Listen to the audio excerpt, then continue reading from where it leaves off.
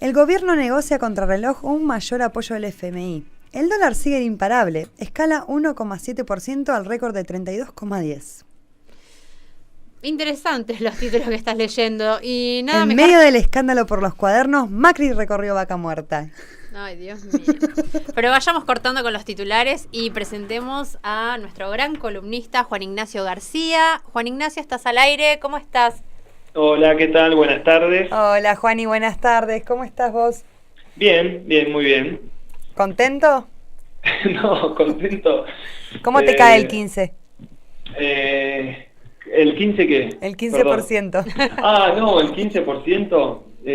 Ayer estaba mirando un cuadrito del Ministerio de Trabajo de la Nación. Circuló, muy interesante. Sí. Bueno, interesante porque ahí uno puede ver dos cosas. Primero, que el sector de la educación pública universitaria es el peor pago de todos los sectores del sector público nacional. Y en segundo lugar, que en el 2016 y en el 2017 perdió poder real, poder adquisitivo el salario de este sector, que somos el peor pago. Con lo cual, la situación relativa nuestra en los últimos 2 años se ha ido, digamos, perjudicando.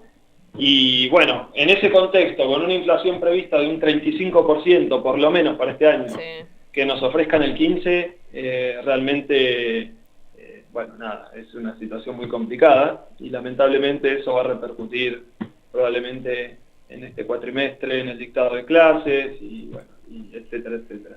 El otro día hablaba con alguien que está dentro de la Secretaría de la Facultad de Ciencias Sociales de la UBA y esta compañera lo que me decía es: Connie, el año está perdido. Este cuatrimestre realmente en términos de clases, si se lleva adelante todo lo que se viene viendo, como se lo viene planificando, no, lo más probable es que no. Yo ayer hablaba con mi hermana que estudia Bellas Artes en Córdoba también y que en la facultad particular. En la facultad, sí. Y que han tomado de diversas facultades. Hoy también tomaban la facultad de arquitectura y que es muy probable que no empiece el cuatrimestre. Pierdan todo el cuatrimestre. Exactamente. De lo mismo hablaban en la UBA en Buenos Aires, en la de sociales, ¿no? Sí, la verdad es tremendo y es triste. Los que hacemos esto, creo que la gran mayoría lo hacemos porque ha sido una elección más vocacional. Sí, entonces, definitivamente. Cuando terminás en este tipo de situaciones, de medidas, donde de alguna manera en el corto plazo por lo menos atentás contra lo que más querés, te pone triste. El tema es que hay que dar una discusión y sostener una lucha que tiene que ver con el mediano y largo plazo, porque bueno, nada, pues si no se puede perder mucho de las conquistas que ha tenido nuestra sociedad en las últimas décadas.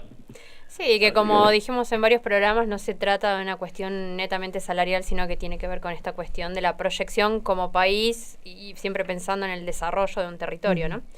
Sí, absolutamente. Pero bueno, vamos a cambiar un poquito de tema, o no tanto, digo, pero sí el foco quizás. Juani, para que demos comienzo a tu columna, no sé qué es lo que nos preparaste para hoy.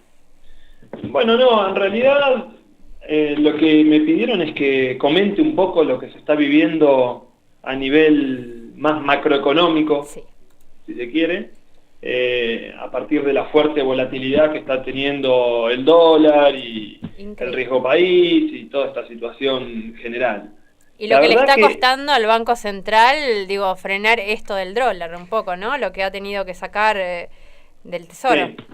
Bueno, yo lo que quería hacer era sacar un poquito la mirada del día a día, ¿no? Porque cada vez que se producen estas situaciones críticas, uno entra como una vorágine donde está todo el tiempo mirando el termómetro, a ver qué mide. En algún momento era el riesgo país, en otro momento es el dólar, la tasa de interés, y parece que todos los días puede cambiar nuestra realidad, digamos, ¿no? Y la verdad que esa forma de analizar no es la más razonable, y quería hablar un poquito de las cuestiones que están detrás, de alguna manera, y que dan origen a todo este escenario. Y en ese sentido, por ahí lo que quería marcar es una cuestión que no es menor, y es que nuestra economía, en términos estructurales, es una economía frágil, vulnerable, deficitaria, y que eso la expone fuertemente a acontecimientos externos e internos. Eso no es nuevo para la Argentina. Eso es una situación que estamos viviendo más o menos desde el 2010. O mejor dicho, después de la crisis del 2008, pero que a partir del 2010-2011 se empezó a sentir cada vez más claramente la fragilidad del sistema económico. Claro. Y eso se ha ido visto, digamos, se vio reflejado en cuestiones vinculadas a la balanza de pagos, a la tasa de interés, al desempeño de la economía en general. Bueno, cuando vos tenés esta, digamos, esta fragilidad, los acontecimientos externos como tasa de interés internacional, la crisis de Turquía, las restricciones comerciales de Estados Unidos, la recesión en Brasil, te pegan de una manera muy significativa, y lo que en otros países a veces resuena de una manera más o menos leve, en un país como el nuestro termina resonando de una manera amplificada.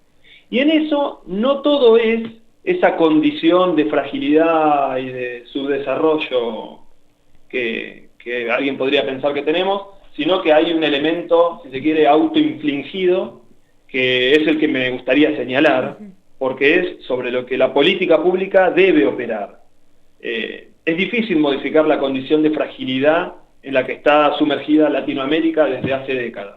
La verdad es que después de los planteos desarrollistas y los intentos sustitutivos de importaciones, etcétera, post-consenso de Washington, no hemos podido resolver de manera estructural las debilidades históricas. Ni nosotros, ni Brasil, ni nadie.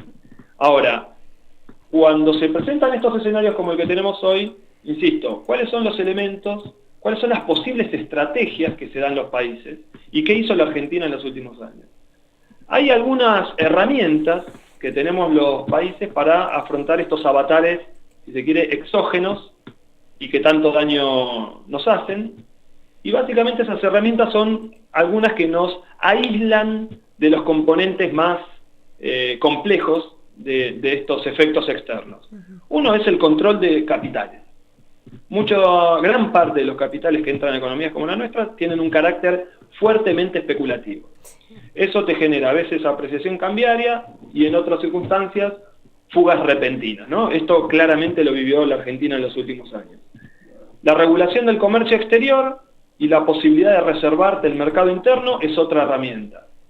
Y las políticas keynesianas anticíclicas, es decir, el impulso a la demanda interna, etcétera, es otra herramienta, ¿no? Son tres herramientas fundamentales que no solucionan estructuralmente los problemas de una economía, pero que sí sirven en las coyunturas de fuerte incertidumbre internacional e interna para que eso no te golpee tan fuerte, ¿no? Si sube la tasa de interés de Estados Unidos, todo el mundo sale corriendo, los capitales se van rápidamente. Ahora, si vos tenías controles de capitales que no le permiten a los capitales salir 4 meses, que obliga a los exportadores a liquidar divisas internamente, que plantea encajes cambiarios, encajes sobre el ingreso de capitales de un 30%, como había al comienzo de este gobierno y que hoy ya no hay, tenías herramientas que te daban cierta capacidad de resistir y de, fundamentalmente, que el nivel de volatilidad que se generó en los últimos meses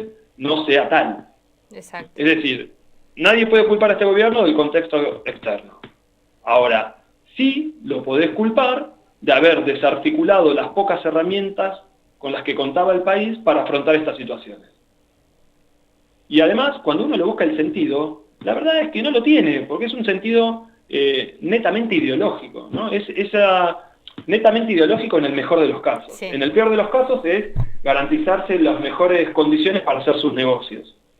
Pero si uno piensa que no es esencialmente un gobierno corporativo que busca su propio interés, cosa que habría que analizar profundamente, uno debería pensar entonces que tienen una ideología liberal tan instalada, tan dogmática, que no supieron ver estas situaciones y que entonces nos despojaron de las pocas herramientas que teníamos para afrontar contextos internacionales adversos como los que hoy atraviesa la Argentina. Entonces, me parece central para explicar lo que vive hoy la Argentina, además de la situación de fragilidad heredada y profundizada, profundizada porque este gobierno incrementó el déficit transfiriéndole recursos al sector agropecuario, al sector minero, al sector financiero. Abrió la economía, quitándole la reserva del mercado interno en el peor momento que había para abrir la economía, porque yo creo que la política de apertura no es una mala política. El problema es el carácter estratégico de esa apertura.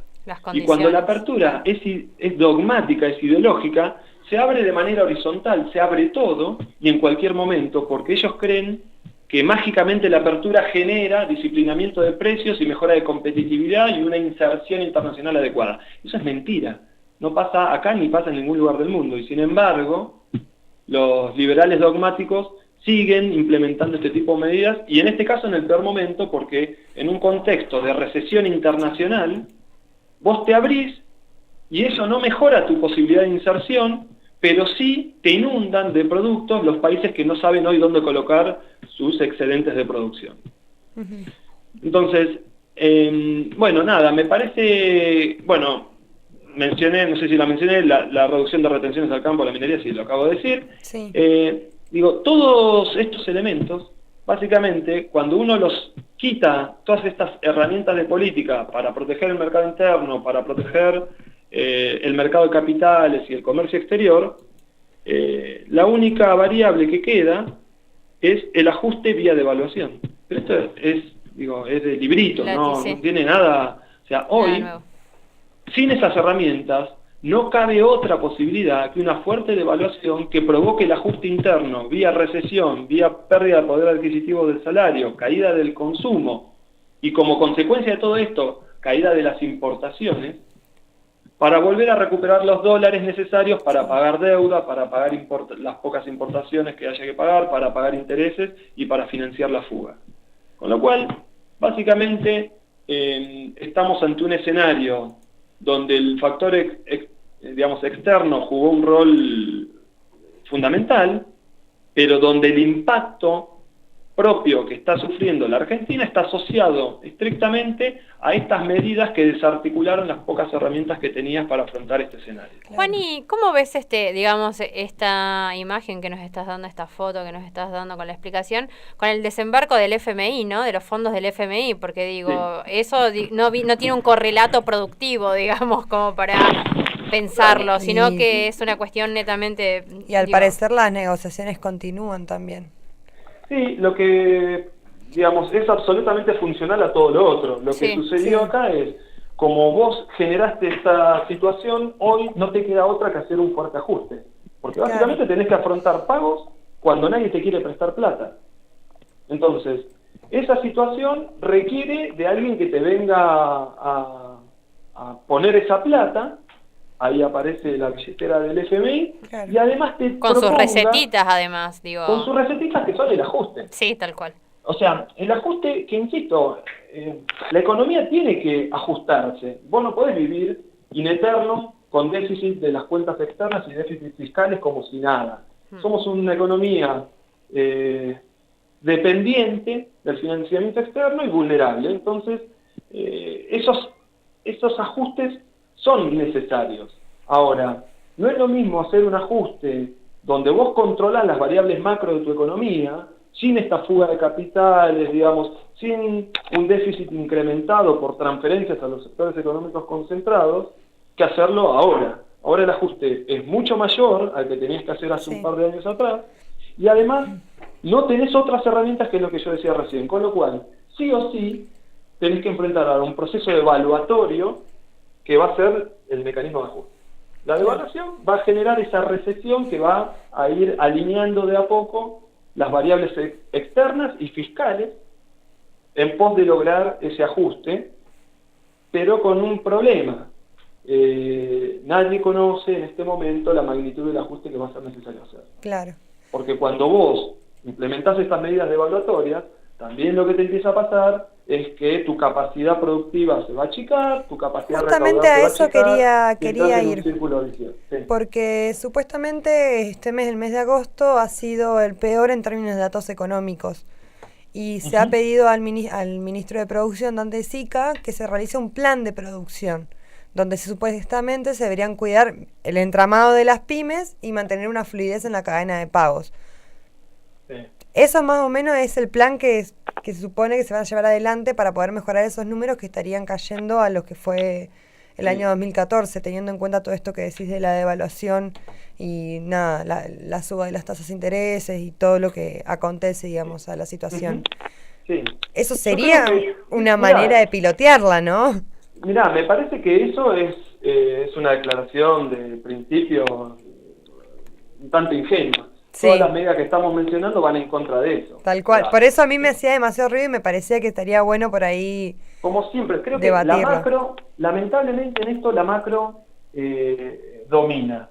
Si vos tenés tasas de interés que para financiarse el Estado son del 45%, donde las pymes tienen que enfrentar tasas de interés de arriba del 80%, entonces, digamos, operar sobre la cadena de pago con el Ministerio de la Producción es como intentar, no sé, tapar el sol con las manos. Me parece que las herramientas con las que cuenta el Ministerio de Producción para afrontar un escenario tan adverso en relación a todo eso que se plantea, no son absolutamente insuficientes. O sea, hay que cambiar el modelo para apuntar al otro. Pero es el modelo arrancando por lo macro. Cuando hoy ya estamos en la trampa, hoy me parece a mí que es como tarde, es un poco para ir viendo lo que está pasando, hacer análisis, pero sí, como que resulta un poco al vicio, digamos, porque no va a tener ningún resultado positivo. Sí, yo creo Lamento el pesimismo, pero creo que lo único que realmente puede ir generando algún cambio mínimo de perspectiva es los relajamientos que eventualmente vaya a conseguir el gobierno nacional con el FMI en relación a los parámetros de ajuste. Claro, lamentablemente no queda otra. Y yo creo que va a ir por ahí. Entonces, si logra relajar eso, va a haber un poco más de margen de maniobra para no tener que apretar tanto al aparato productivo vía tasas de interés y vía, digamos, bueno, al resto de la economía vía ajuste de gasto público, salarios, etc. Claro. Me parece que eso es lo único, pero es básicamente también, digo, acá lo que hace falta es un cambio más profundo, ¿no? Exactamente, y más pensando en esta apertura que se le está haciendo al FMI, por ahí un cambio en la reconversión, en la matriz productiva podría llegar a generar cuestiones positivas pensando en el futuro. Hoy estamos ante un cambio recesivo, digamos, sí, hay un cambio de matriz productiva, lamentablemente, de retroceso. Sí. Y en el proceso político anterior, la transformación, hay una gran discusión sobre si efectivamente hubo o no hubo una transformación estructural del aparato productivo. En general, hay muchos que sostienen que esa transformación fue, digamos, quedó a mitad de camino, que en realidad mucho del desarrollo industrial no era sostenible en el tiempo, y esa discusión existe. Hay algunos elementos que igual sí iban en el sentido que uno esperaría de transformación productiva, más apoyando innovación, etcétera.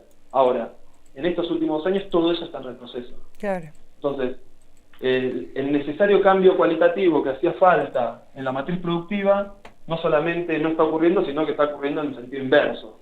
Y eso nos pone de nuevo cada vez a una distancia mayor de esa aspiración, que no es solo de Argentina, es de América Latina, de cambio estructural, que bueno, nada, que como te decía, cada vez más difícil que suceda en el sentido que uno espera, por lo menos.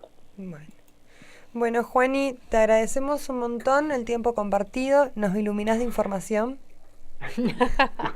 Viste, en ningún lado te tratan como acá, Juan Ignacio García. Definitivamente no, y te agradece mucho. Te alimentamos un montón el ego, pero nos sirve un montón a nosotras y a nosotros y a la audiencia. Bueno, muchas gracias. Bueno, Juani, nos estamos viendo, te mandamos un abrazo enorme. Un abrazo, chao, chao. Y ahí va Juan Ignacio García, licenciado en Economía. Me encanta el coordinador. Sí, ahí va.